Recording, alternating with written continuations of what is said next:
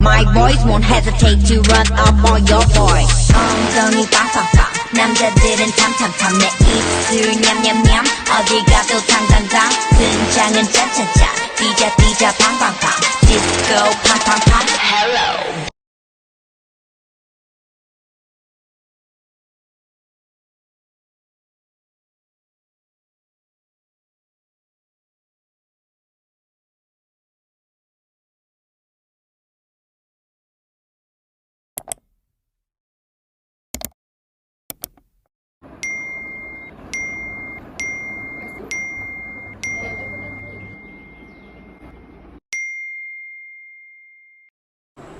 Hi guys. Hi. Have you guys studied yet for next week exam? Yes, but I just only finished one topic, which is topic 7 about iris. Yes, me too. Wow, why don't we have a discussion together on this topic? Yeah, I agree with that. So, let we start with the definition first. So basically, according to Sharia Council's Malaysia's guideline on Islamic rates 2005, an Islamic rate is defined as a collective investment scheme in real estate in which the tenants operate permissible activities to Sharia. It involves acquisition and leasing of real estate where the activities and operations are Sharia compliant. Oh, Julia, do you also know about the type of IREITs? Yes, of course. So there are 4 main types of rates, namely equity rates, mortgage rates, hybrid rates, and staple rates. Firstly, equity rates. What is equity rates? Equity rates own and operate income-producing real estate. This involves a wide range of activities including developing, leasing, and providing building management and tenant services. And equity rates usually aim at either building or acquiring real estate and maintaining them to generate income, rather than selling the property once acquired or completed. Secondly, mortgage rates. It basically lend money to real estate owner and operators. This kind of rates provide long and short-term mortgage, and in the conventional mortgage, rates offer interest-based loan to property owners and operators. Thus, a mortgage rate tend to be more volatile since it is influenced by movements in interest rates. The third type is the hybrid rates, which are a combination of equity and mortgage rate. In other words, they own and operate real estate while simultaneously extending loan to real estate owners and operators. Another type of rate is called the staple rates. These are investment vehicles that include 2 or more separate entities stapled together to trade using a single new financial instrument. An example is the KLCC rate, as mentioned previously. Honestly, I'm interested to know how IREITs being developed in Malaysia. After a long period of conventional rate was practiced in Malaysia, in November 2005, Malaysia government issued a guideline for Islamic property investment through Securities Commission Malaysia. This is to set a new global benchmark for the development of Islamic real estate investment trust and make Malaysia as the first jurisdiction to introduce such guideline in the industry. This guideline provide guidance to market participants on Sharia compliance in developing and managing IREITs. This guideline also serve to complement the existing guideline on the real estate investment trust. Indeed, Malaysia is the pioneer and lead the world in Islamic rate with 4 out of the total of 5 listed Islamic rate globally as at early 2014. First Islamic rate is the Al-Aqar KPJ rate, which launched in 2006. The second Islamic rate, Al-Hadarah boosted rate, was introduced in the subsequent year 2007. In 2008, Malaysia introduced a third Islamic rate called the Aziz rate, the world's first Islamic industrial rate. In 2013, Malaysia launched its latest Islamic REIT that became its largest, which is KLCC Real Estate Investment Trust, KLCC REITs. The world's first Sharia compliance staple REIT that became Malaysia's largest REIT with a market capitalization of 10.65 million US dollar as on November 2013. Overall, Islamic REITs in Malaysia represent 23.5% market share, 4 out of the total of 17 REITs in the number of REITs fund. How about the structure of IREIT? Can you briefly explain to us, Azra? Honestly, I didn't quite understand about the structure of IREITs to explain to you guys, but I have found one video on YouTube that explain about this. So let me show the video to you guys.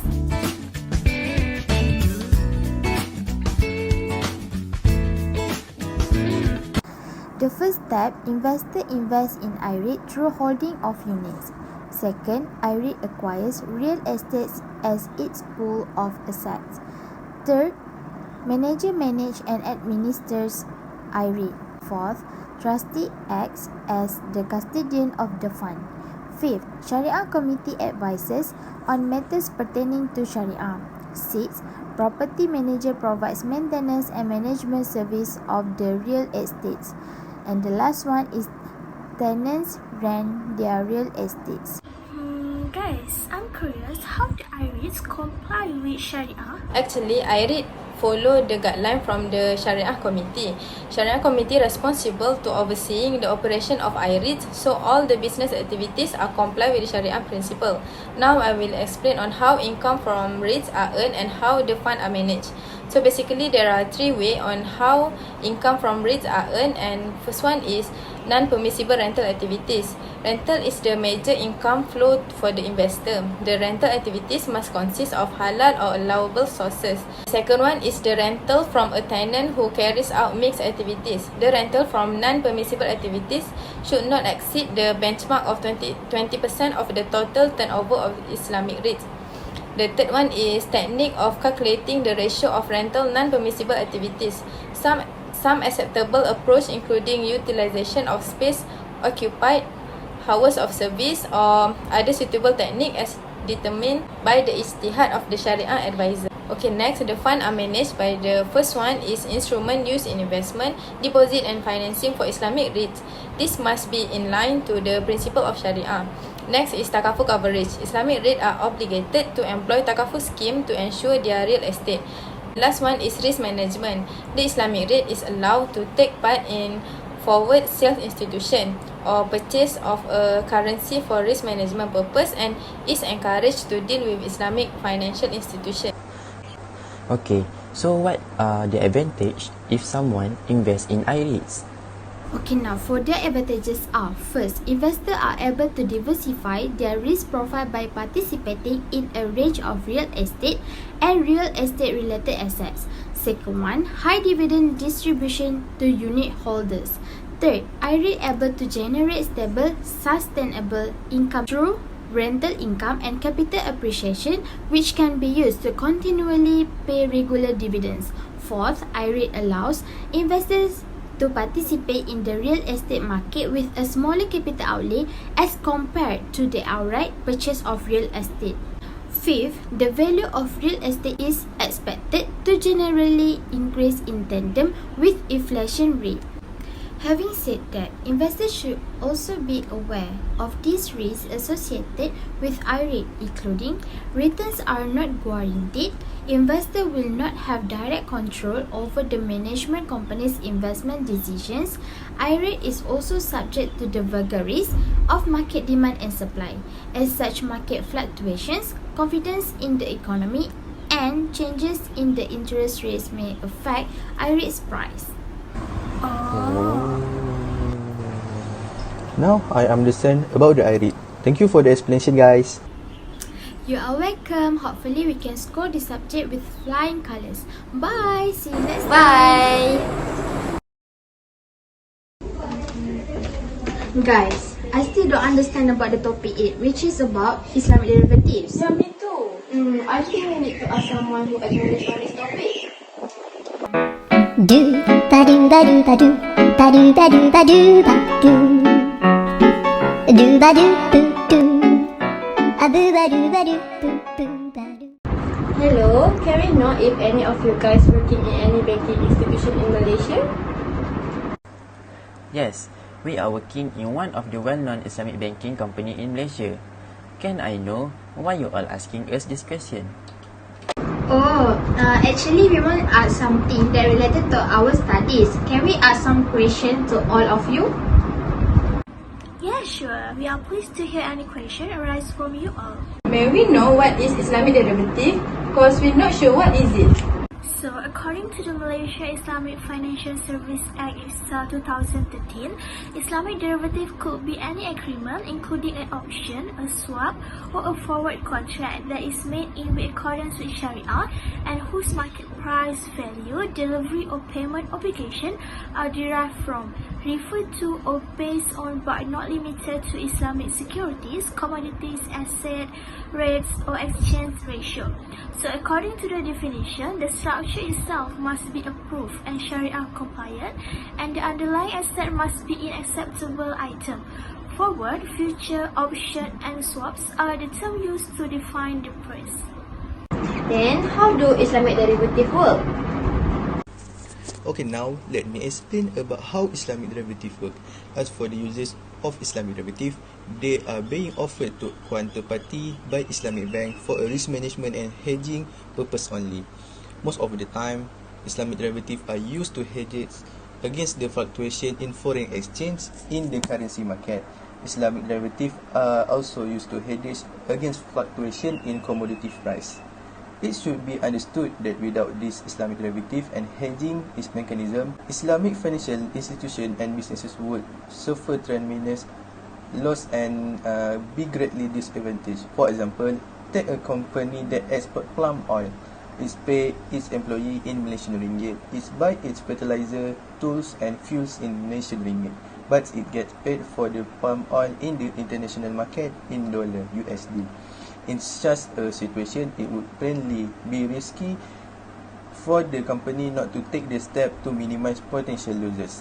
It can choose to hedge the following by: first, with the varying fluctuation in exchange rates, the company may want to hedge the exchange rate of USD to Malaysian ringgit. Second, the company could hedge against the future price of fuel. And the last one is the company could hedge against the future selling price of palm oil. Can I know the Islamic contract that used in Islamic derivatives? Okay, the uses of Islamic contract for Islamic derivatives. Generally, there are a variety of contracts within the Sharia that have the aspect similar to derivative and can be used for balancing, such as as-salam, istisna, and or urbun, which is earned money, and hamis jidyah, which is the security deposit. Furthermore, there are a variety of options available to the parties, including the option to continue with the contract or to terminate it based on a condition. Moreover, an inspection, a defect, or a selection option that allow one of the parties to choose one of the two selling items. Likewise, the Islamic contract used to establish a product with a feature comparable to forward, future, option, and swap is a commodity contract. For example, by al-ina, murabaha, musawwama, by bisaman ajil, tawaru, and wa'ad. Then, may I know how many types of Islamic derivative? Okay, now let me explain about the type of Islamic derivative product of Islamic derivative. First, FX forward. An FX forward is a contractual agreement between the client and the bank or a non-bank provider to exchange a pair of currency at a set rate on a future date. The pricing of the contract is determined by the exchange spot price, interest rate differential between the two currency, and the length of the contract which the buyer and the seller decide. Second, profit rate swap. Islamic profit rate swap is a bilateral agreement between parties to make regular payment to each other at agreed interval. These instruments are used to hedge against adverse profit rate movement, usually by exchange cash flow from fixed to floating or vice versa within the same currency. Third, future. Future contracts are traded on exchange where all buyer and seller transact. The exchange itself is the guarantor for each trade by being the buyer to each seller and the seller to each buyer. In other words, the exchange is the counterparty for each trade. Lastly is option. The use of option structure that have been engineered for risk management purpose for currency exchange is not universal. Not all institutions use this structure. The bank that do use this structure do so upon the approval of the Sharia Advisory Board. There are two structures that have been developed using Mu'ad. In both structure, a fee is paid one through the mechanism of a commodity murabahah or tawaru, and the other with direct payment of fees. I am interested to know about FX Forward. Can you explain more about it? Absolutely can, miss. FX forward. IFF contracts are entered into to hedge against fluctuation in exchange rate.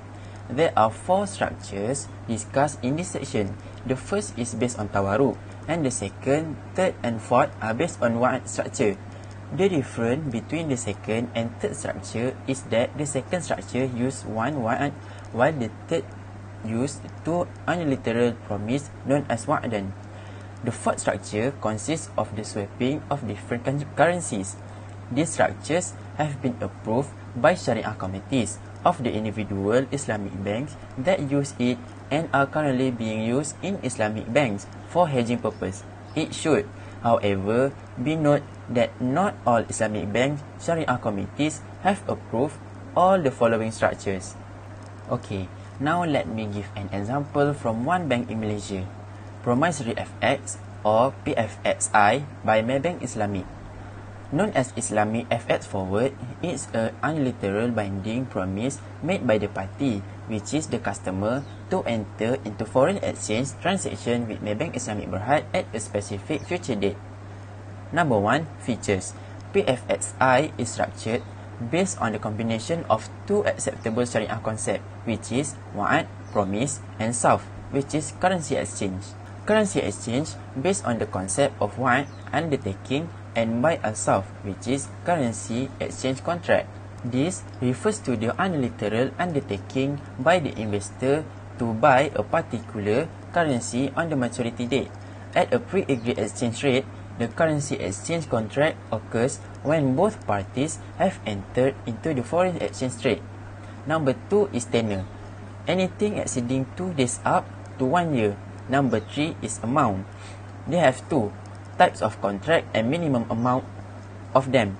Number 1 is fixed date forward, which is the minimum amount is Rm 10,000 ringgit. The second one is single optional date forward, also 10,000 ringgit. And the last one is multiple optional date forward. This is about 500,000 ringgit. And the last one, number 4, is currency. Major currency pair. The major currency pairs on the forex markets are the Euro to USD, USD to Japan, Great Britain to USD, and USD to Swiss francs. I hope this will explain about what are you all questioning. Oh, I see. Now we understand more about Islamic derivative. Thank you so much for the explanation. Till we meet again. Bye.